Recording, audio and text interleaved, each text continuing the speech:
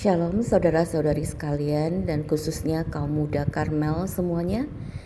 Sebelum kita mendengar firman Tuhan, mari kita bersatu hati dalam doa. Bapa kami di surga, pada saat ini kami datang ke hadapan-Mu. Kami mau merenungkan sebahagian firman-Mu.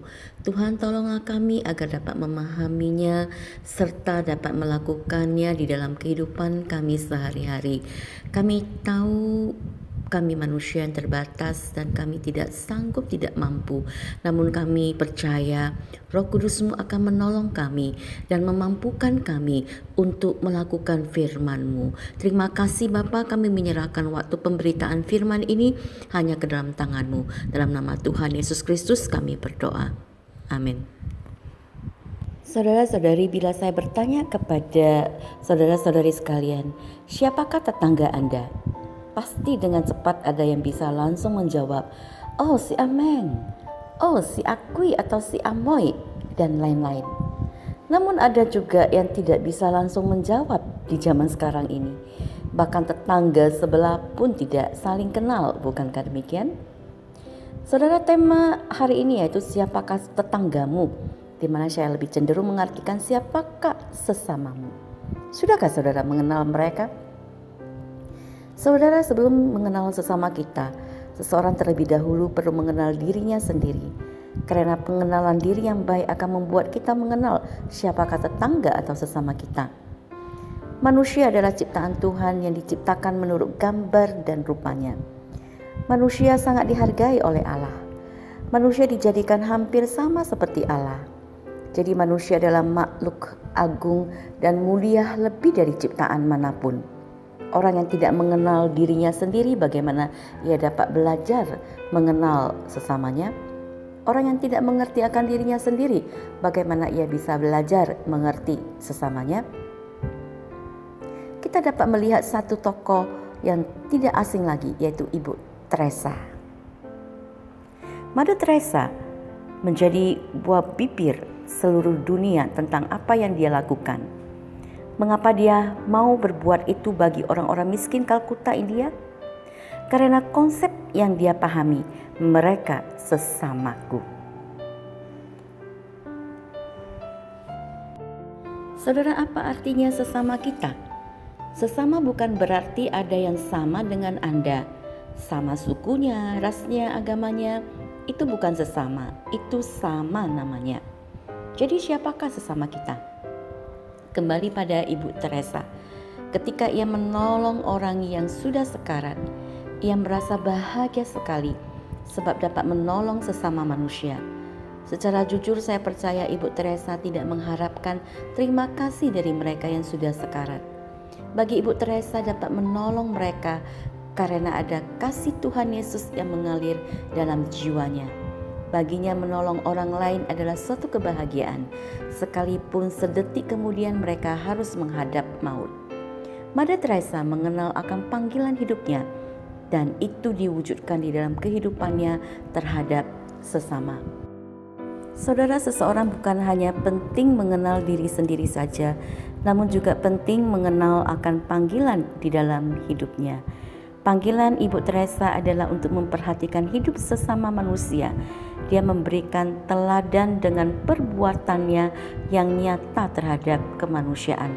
Ibu Teresa tidak memberikan teori atau hanya ucapan. Yang dia berikan justru keteladanan dalam perbuatan. Saudara, ada orang yang mungkin menganggap dirinya hebat dalam berteori, berkata-kata, berkhotbah, KKR, dan sebagainya. Tapi kalau hanya kata-kata doang, itu sama seperti tong kosong yang nyaring bunyinya. Sia-sia, percuma. Saudara, bila seseorang telah mengenal akan siapa dirinya di dalam Tuhan dan mengenal akan panggilannya, akan mudah bagi dia mengenal siapa sesamanya. Siapakah tetanggamu? Siapakah sesamamu? Sesamamu itu bisa berupa orang-orang yang ada dekat denganmu atau yang ada di sekelilingmu yang membutuhkan uluran tanganmu. Yang kedua, sesamamu juga bisa berupa musuhmu Firman Tuhan dalam Matius pasal 5 ayat 43 sampai 48 berkata, "Kamu telah mendengar firman, kasihilah sesamamu manusia dan bencilah musuhmu. Tetapi aku berkata kepadamu, kasihilah musuhmu dan berdoalah bagi mereka yang menganiaya kamu. Karena dengan demikianlah kamu menjadi anak-anak Bapa-Mu yang di surga, yang menerbitkan matahari bagi orang yang jahat dan orang yang baik, dan menurunkan hujan bagi orang yang benar dan orang yang tidak benar. Apabila kamu mengasihi orang yang mengasihi kamu, apakah upahmu? Bukankah pemungut cukai juga berbuat demikian? Dan apabila kamu hanya memberi salam kepada saudara-saudaramu saja, apakah lebihnya daripada perbuatan orang lain? Bukankah orang yang tidak mengenal Allah pun berbuat demikian? Karena itu haruslah kamu sempurna sama seperti Bapa-Mu yang di surga adalah sempurna." Kaum muda yang terkasih, menganggap orang-orang yang dekat dengan kita mungkin tidak begitu sulit kita mengasihi mereka. Namun menganggap musuh kita adalah sesama kita, mungkin kita akan berkata, "Aduh, jangan dulu, tunggulah, lihat dululah." Saudara, memang tidak mudah. Satu hari ada seorang pemudi yang sedang marah. Terus ada yang bilang, "Udahlah, sok-sok hiliau, make iki." Artinya sudahlah, biarkan aja lah, jangan lagi diingat-ingat. Lalu kata pemudi itu, "Bagaimana bisa lupa? Kecuali kalau saya kena amnesia, menjadi pelupa seperti film-film sinetron akibat kecelakaan jadi amnesia." Kata pemudi itu, dia sih sudah mengampuni, tapi sulit melupakan orang yang telah melukai dia.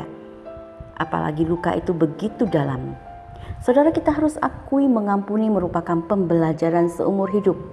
Dan kita harus terus melatih diri kita sehingga tidak seperti pemudi ini terus mengingat kesalahan orang lain.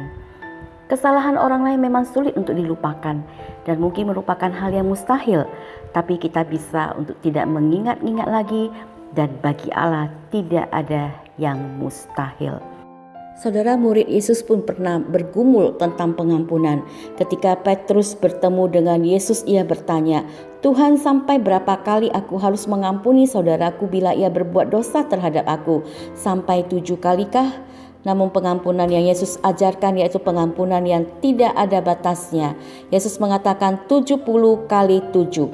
Angka 7 dan angka 10 melambangkan kesempurnaan. 70 berarti kesempurnaan dikalikan dengan kesempurnaan dan ditambah dengan kesempurnaan. Ini berarti tidak pernah berakhir atau tidak ada batasnya.